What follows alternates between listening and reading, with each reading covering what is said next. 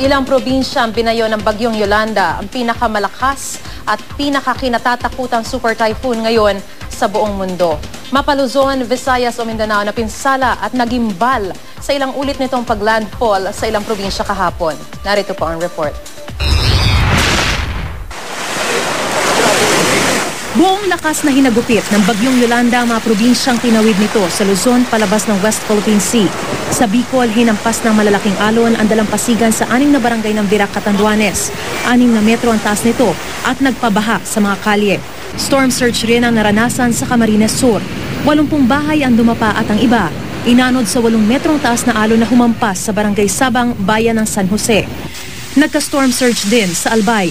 Ang mga kalye sa bayan ng Ginubatan nabarahan ng mga bumuwal na puno at poste ng kuryente. Ang isang gas station buong bubong ang bumagsak sa lupa. Pati ang ilang pader pinadapa sa bagsik ng hangin. Di rin nakaligtas ang Timog Katagalugan sa tindi ng pag-ulan at bugso ng hangin. Pinasok ng baha ang ilang bahay sa Quezon. Nagsiksikan sa evacuation centers ang daan-daang pamilya.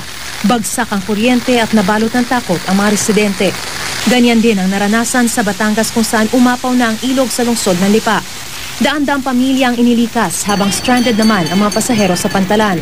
Buong Bohol naman ang nakaranas ng brownout dahil sa bagyo. Ang tungonan geothermal plant sa Leyte na pangunahin nilang pinagkukunan ng kuryente kabilang sa napinsala ng bagyong Yolanda. Sa bayan ng Gindulman, 2 cargo vessel ang nakatenga sa dagat matapos masira ng malalakas na alon ang kanilang angkla. 15 sa mga sakay nito ang nailigtas habang patuloy na pinaghahanap ang isa pa nilang kasamahan. Papuntang Surigao City ang mga barko na may kargang limestone na maabutan ng masamang panahon. Ganito naman katindi ang hangin sa Surigao City. 6 ay nagsasayawan ng mga puno sa pagbayo ng hangin sinamahan pa ng malakas na ulan. Matapos ito, mga putol na puno at sirang ari-arian ang tumambad sa mga residente. Binaha naman ang palayang ito matapos umapaw ang kalapit nitong ilog. Sa Zamboanga City, suspendido ang ilang biyahe ng barko dahil pa rin sa bagyong Yolanda.